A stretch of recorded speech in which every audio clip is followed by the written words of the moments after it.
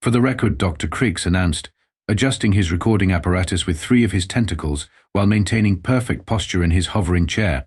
Please state your name, species designation, and purpose for this interview. Jack Murphy shifted uncomfortably in what he could only assume was designed as a torture device disguised as furniture. The metallic surface seemed specifically engineered to target every pressure point in the human body with microscopic precision. He wondered if this was some sort of pre-interview stress test. Jack Murphy, human though you guys keep calling us terror-born bipedal primates in all your paperwork, and I'm here because your research team practically begged the Earth Diplomatic Corps to send someone for your weapons analysis project. Dr. Kriegs's epidermis rippled in what Jack had learned was the Zorblaxian equivalent of clearing one's throat.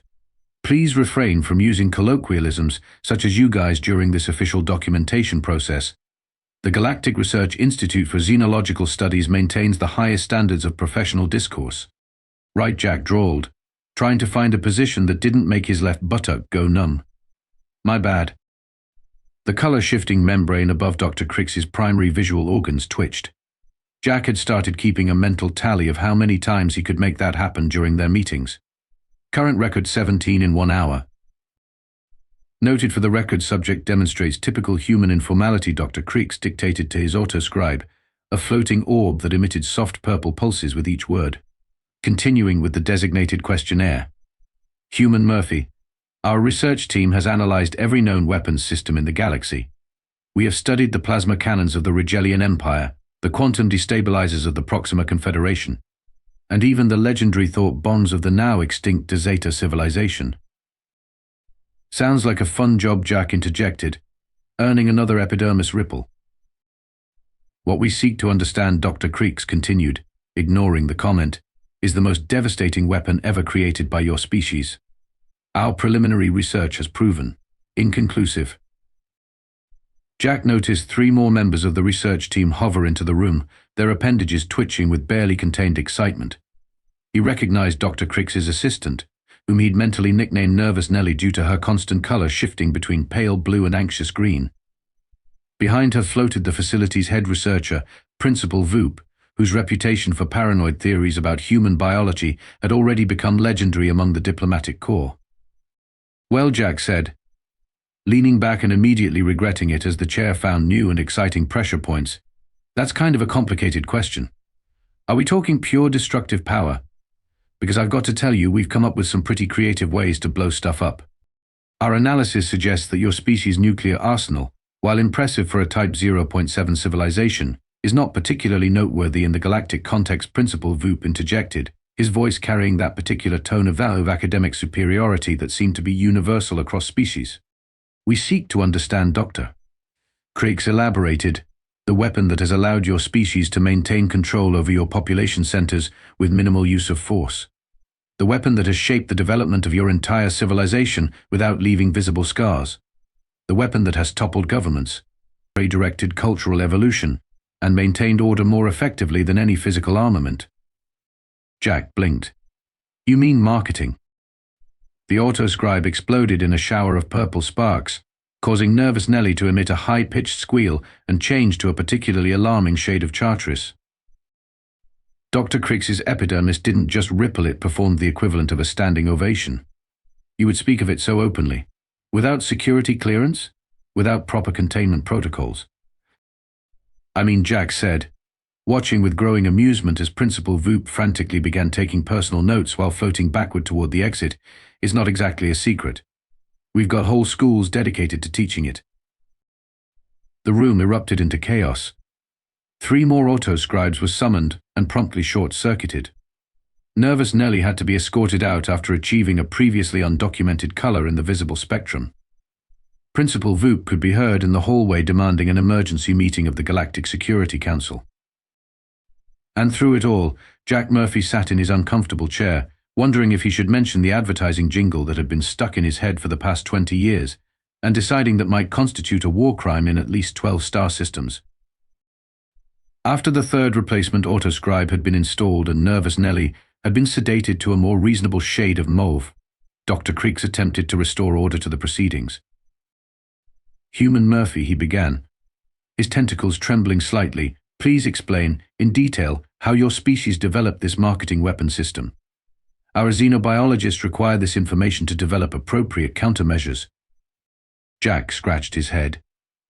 Well, I guess it really took off when some guys figured out they could sell more stuff by making people feel bad about themselves. You know, like, hey, your teeth aren't white enough, or your hover car isn't sexy enough, though we didn't have hover cars then, obviously. Principal Voop, who had returned wearing what appeared to be a makeshift helmet fashioned from recycled data pads, began frantically taking notes. The humans have developed targeted psychological deterioration vectors, he muttered. Fascinating. Horrifying, but fascinating. And then Jack continued, warming to his subject. Somebody figured out you could just make up problems that people didn't even know they had. Like nobody worried about bad breath until somebody decided to sell mouthwash. You mean Dr. Crick's voice dropped to a horrified whisper, your species intentionally creates psychological vulnerabilities in your own population? Oh yeah, all the time. And then we figured out you could just bypass people's rational thinking entirely. You know those catchy little jingles that get stuck in your head? Pure evil genius, if you ask me. I still catch myself humming the Spaceway Sandwich song from when I was 6. The auto-scribe began emitting a high-pitched whine of distress. Principal Voop floated several meters backward. Memetic warfare. They've weaponized cognitive infiltration patterns. Quick, someone check if he's transmitted any earworms. It gets better, Jack said, enjoying himself now. We've got this thing called social media where people voluntarily submit themselves to marketing 24/7. They even share it with their friends. It's like a self-perpetuating psychological warfare network. Dr. Crick's color had faded to a particularly unhealthy shade of gray. You're saying your population willingly participates in their own psychological manipulation. Participates? Heck, they pay for the privilege. You should see what people spend on premium subscriptions just to get targeted advertising. Nervous Nellie, who had just recovered enough to return to the room, promptly fainted again. But surely Dr. Creeks pressed. While 2 junior researchers attempted to revive his assistant, there must be defense systems. Countermeasures. Oh, we've got ad blockers, Jack shrugged. But then the marketing people just got sneakier. Started making ads that don't look like ads. Content marketing, influencer partnerships, native advertising, real cloak and dagger stuff. Principal Voop's helmet began smoking slightly. They've developed stealth variants. Adaptive psychological infiltration protocols. The implications for galactic security are staggering. And don't even get me started on brand loyalty, Jack added. We've got people who literally fight each other over which mega corporation they like better. Getting humans to form tribal identities around products. Now that's what I call psychological warfare. The autoscribe finally gave up and shut itself down in what appeared to be an act of electronic self-preservation. Human Murphy, Dr. Crick said, his professional demeanor cracking slightly. Are you saying that your species has developed a system of perpetual, self-sustaining psychological manipulation that your population not only accepts but actively embraces? Pretty much, Jack nodded. Did you know we even have Black Friday? It's like the purge, but for shopping. People will camp out for days just to fight over discounted electronics. Principal Voop, who had been frantically adding layers to his makeshift helmet, suddenly froze. Wait, what about the children? Jack's grin widened. Ever heard of cartoon mascots? The room erupted into chaos once again. Principal Voop began drafting an emergency proposal to classify all human commercial broadcasts as Class X memetic hazards. 3 more researchers had to be treated for acute anxiety, and someone initiated the facility's psychological containment protocols. Through it all, Jack sat in his uncomfortable chair, idly humming the Spaceway Sandwich song and watching as the galaxy's finest xenological researchers came to terms with the fact that humanity's most powerful weapon wasn't their nuclear arsenal or their military might, but their ability to make people desperately want things they never knew they needed. Oh, he added, as hazmat-suited security personnel began evacuating the facility, I should probably mention influencer marketing. It's like regular marketing, but with extra psychological manipulation and a sprinkle of parasocial relationships. The last thing he saw before being escorted to a quarantine chamber was Principal Voop attempting to requisition enough aluminum foil to wrap the entire research facility. And in breaking news, the holographic news anchor's tentacles waved with barely contained anxiety, shocking revelations about humanity's psychological warfare capabilities have sent shockwaves through the galactic community. Our top story: are your children safe from human marketing techniques? Stay tuned for our exclusive report on the dangerous world of cartoon mascots. Jack Murphy watched the broadcast from his newly assigned quarters in the Galactic Embassy's Special Observation Wing, which was a diplomatic way of saying he was under quarantine. The room was actually quite comfortable, especially compared to those chairs in the research facility. He suspected this was less about hospitality and more about making sure he didn't feel the need to deploy any aggressive marketing strategies. "This is getting out of hand," he muttered, flipping through more channels. "Human mind control, the hidden threat," screamed one headline. "10 signs your neighbor might be using human marketing techniques. Number 6 will terrify you," declared another. Breaking: Galactic Security Council debates classification of jingles as weapons of mass destruction. The door chimed, and Dr. Crix floated in, wearing what appeared to be 7 layers of psychic shielding. "Human Murphy, we need your expertise. The situation has escalated." "You don't say," Jack replied dryly, gesturing at a news channel where a self-proclaimed expert was demonstrating anti-marketing meditation techniques. "Several systems have already banned all human commercial transmissions," Dr. Crix explained. "The Proxima Confederation is demanding we establish a quarantine zone around Earth to prevent the spread of what they're calling aggressive consumer consciousness manipulation." "Look," Jack sighed, "I really think you guys are overreacting. Marketing isn't mind control, it's just persuasive communication." Dr. Crix's epidermis performed what could only be described as a full-body cringe. "Please, Human Murphy." The term persuasive communication is even more terrifying to our psychologists. Principal Voop has already published a 300-page emergency paper titled "The Human Threat: Masters of Neuro-Linguistic Programming." How did he write that so fast? He hasn't slept in 3 cycles and has consumed an alarming amount of stimulants. He's currently convinced that human elevator music is a form of subtle brainwashing. Jack opened his mouth to deny this, then remembered how many times he'd caught himself humming along to elevator music, and wisely decided to change the subject.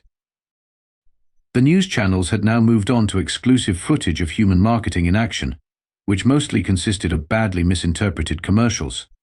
One expert panel was analyzing a pizza delivery advertisement as if it were a complex psychological warfare operation. The circular food item clearly represents the cycle of dependency they wish to create, a serious-looking xenobiologist explained. "And notice the use of melted protein strands to trigger pleasure responses. Diabolical."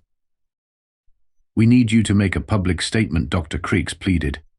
"Something to calm the growing panic." "Sure," Jack shrugged. "I can explain how marketing actually works. You know, start with the basics of brand awareness, consumer psychology, targeted advertising."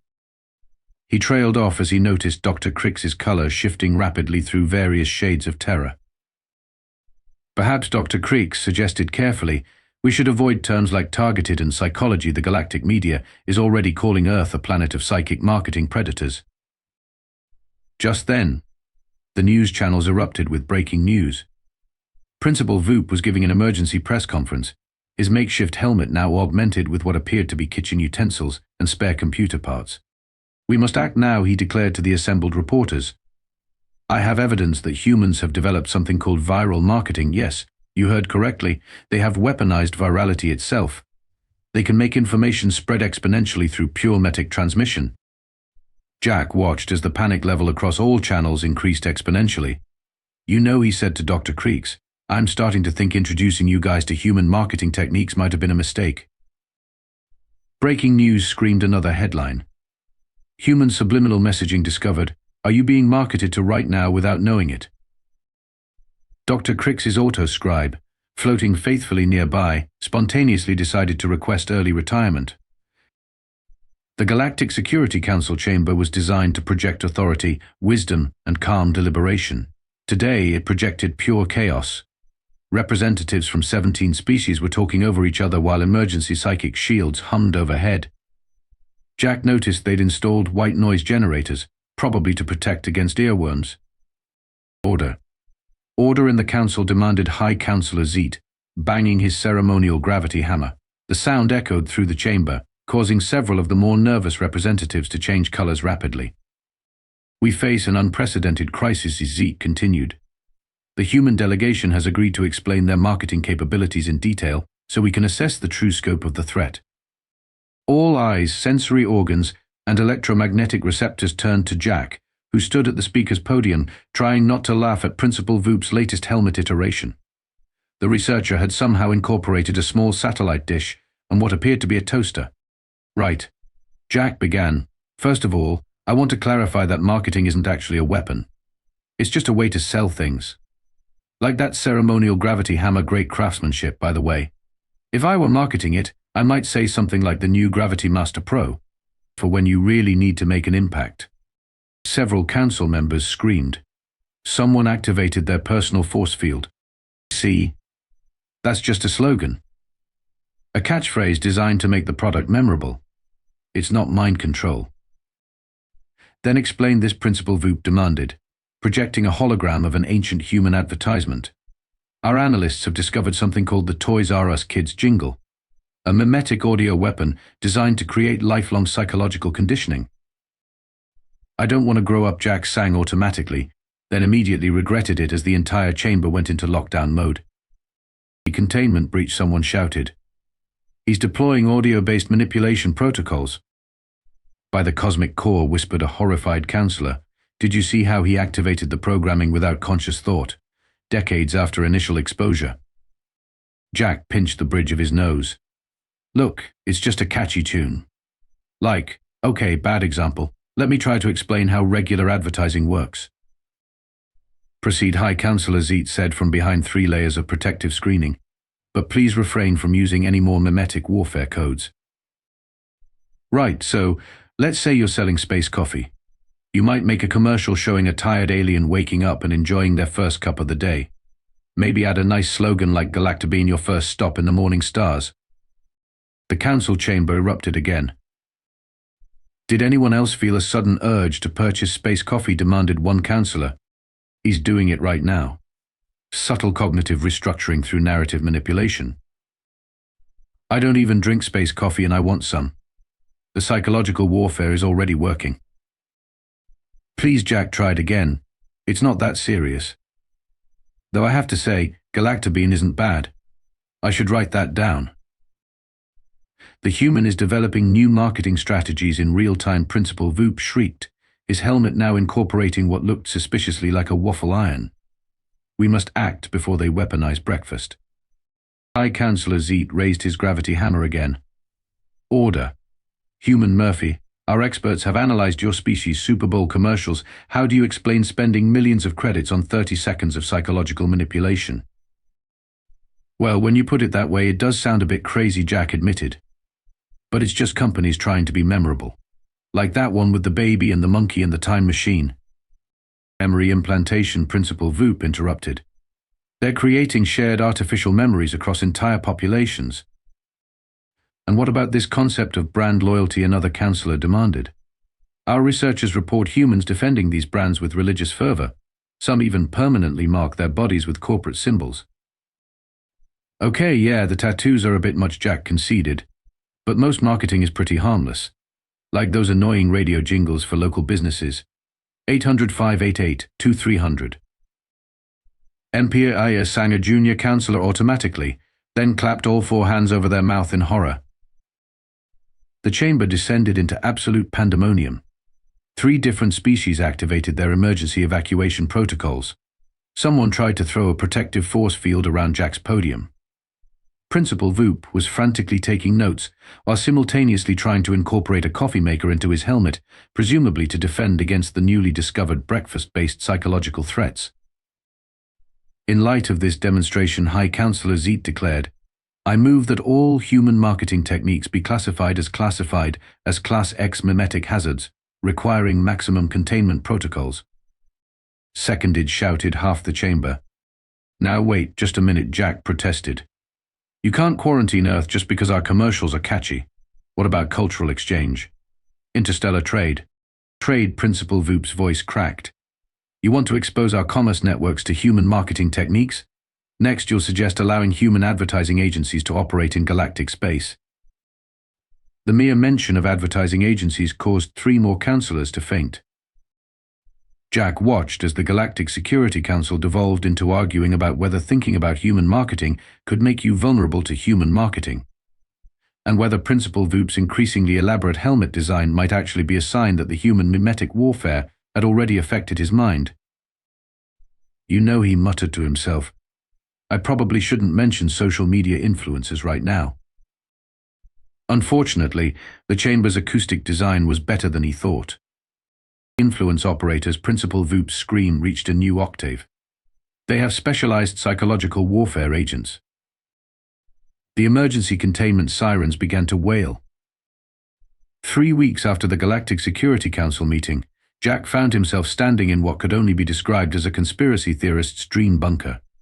The Zorblaxian Defense Ministry had finally granted him clearance to view their human marketing countermeasures facility, though he suspected this was less about transparency and more about showing Earth what they were up against. "As you can see," Dr. Creeks explained, leading him past rows of humming machinery, "we've developed extensive defenses against your species' psychological warfare capabilities." Jack stared at what appeared to be a giant machine designed to generate anti-jingles. "You built all this in 3 weeks. Principal Voop's emergency research paper went viral across 17 star systems," Dr. Creek said, his epidermis rippling with pride. "The funding was approved in record time." "It went viral," Jack muttered. "Imagine that." They passed through a section where researchers in protective suits were analyzing human commercials frame by frame, declaring things like, "Notice the subtle use of color psychology, and the human appears to be unreasonably happy about cleaning products, clearly a form of emotional manipulation." "And here," Dr. Creeks announced, "is our crowning achievement, the anti-marketing meditation chamber." The chamber in question looked like a cross between a spa and a bomb shelter, complete with soothing lights and what Jack recognized as recordings of whale songs playing backward.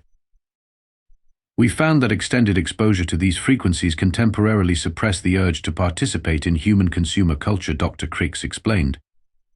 "Though we're still working on a defense against something called FOMO." Jack was about to explain what FOMO actually meant when a familiar figure burst into the room, trailing cables and small appliances. "Human Murphy," Principal Voop declared, his helmet now incorporating what appeared to be an entire home entertainment system. "You're just in time. My latest research has uncovered something truly terrifying. Humans have weaponized nostalgia itself."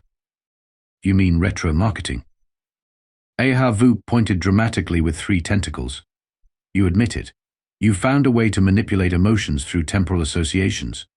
Next you'll tell us you can weaponize cute animals." Jack thought about every cat video he'd ever shared and wisely kept his mouth shut. "But sir," one of the junior researchers interrupted, "what about the human concept of limited time offers? Our analysis suggests they create artificial scarcity to induce panic buying behaviors." The room erupted into fresh chaos as researchers began shouting over each other about doorbuster sales and flash deals. Someone started crying about Black Friday footage they'd analyzed. And that's when Jack had his epiphany. Here he was, surrounded by the most advanced anti-marketing technology ever created, watching the galaxy's finest minds try to defend against the psychological warfare capabilities of cat memes and pizza commercials. He'd accidentally convinced an entire galactic civilization that humans were masters of mind control, simply by explaining basic advertising concepts. In short, he'd marketed human marketing so well that it had become the most feared force in the galaxy. "Dr. Creeks," he said slowly, "how much has the galactic community spent on marketing defense systems so far?" "Oh, merely a few trillion credits," Dr. Creeks replied casually. "Principal Voop's latest paper on the dangers of something called free shipping caused the defense budget to triple overnight." At that moment, alarms began blaring throughout the facility. A researcher burst into the room, their color shifting rapidly between panic purple and emergency mauve. "Sir, Principal Voop's latest theory about human marketing has gone viral again. Half the galaxy is now convinced that Earth's loyalty programs are actually sophisticated psychological conditioning systems. But they are," Voop declared, attempting to integrate what looked like a microwave into his increasingly unstable helmet. "Think about it, they give you points for buying things, creating a reward-based behavioral modification loop. It's diabolically brilliant." Jack watched as the facility descended into fresh panic, researchers running everywhere with printouts of human advertisements and charts showing the devastating psychological impact of buy one get one free deals. "You know," he said to Dr. Creeks, "I think I finally understand what happened here." "You do?" "Yeah, we convinced the galaxy that marketing was super powerful by accidentally marketing how powerful marketing is. It's like meta-marketing." Dr. Cricks's epidermis went completely white. Meta-marketing. The last thing Jack saw before the facility's emergency containment protocols activated was Principal Voop frantically trying to protect himself from this new threat by attaching a small satellite dish to each of his tentacles. 6 months after what galactic historians would later call the marketing crisis, Jack Murphy sat in his new office in the Galactic Embassy, admiring how comfortable his chair was. Amazing what unlimited funding could do for office furniture. The wall display showed the latest headlines: Human Marketing Containment Treaty signed and Earth agrees to restricted advertising zones in exchange for advanced technology. Quite the victory for human diplomacy, Dr. Creeks observed, floating nearby. He'd finally reduced his psychic shielding to only 2 layers, which Jack considered progress. "Still can't believe it worked out this way," Jack replied, scanning the trade agreement terms. Earth was now receiving technology centuries ahead of their development curve, all in exchange for promising not to use marketing in certain parts of space. "The Galactic Council considers it a small price to pay for psychological security," Dr. Creeks explained. "Though I must admit, your species' ability to accidentally convince everyone that marketing was a superweapon might be your most impressive marketing achievement yet." "That's what I keep trying to tell people: marketing isn't actually that powerful. It's just—" "Please," Dr. Creeks interrupted, his epidermis rippling anxiously, "we've all seen the footage of your Black Friday events. No need to downplay your capabilities." A junior researcher burst into the office, looking agitated. "Ambassador Murphy, we need your expertise. Someone just discovered human elevator music in a trading port, and 3 species are demanding emergency containment protocols." Jack sighed. "It's just boring background music designed to—" "Exactly," the researcher exclaimed. "Music specifically engineered to bore into the subconscious mind. Principal Voop is already preparing a 500-page analysis of its subtle psychological effects." Speaking of Principal Voop, the wall display switched to breaking news. Leading researcher warns of human Muzak menace. The footage showed Voop giving a press conference, his helmet now somehow incorporating a full sound system and what appeared to be a small fountain. "The humans are geniuses," Voop declared to the cameras. "They've weaponized boredom itself.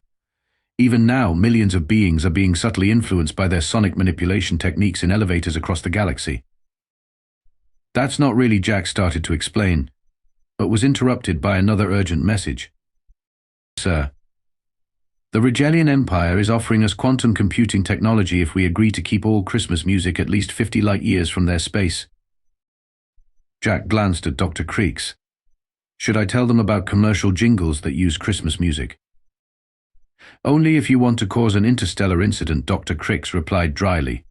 His autoscribe, which had finally been coaxed back to work with therapy and a generous retirement package, bobbed nervously. The wall display changed again, breaking human mall music classified as Class X memetic hazard. Below that, 10 signs you've been exposed to human ambient marketing. Number 4 will shock you. "You know what the funny thing is," Jack mused, watching the galaxy work itself into a fresh panic over Muzak. "Nobody actually likes elevator music. We're not even trying to influence anyone with it." "A perfect cover," Dr. Creeks nodded sagely. "Truly devious."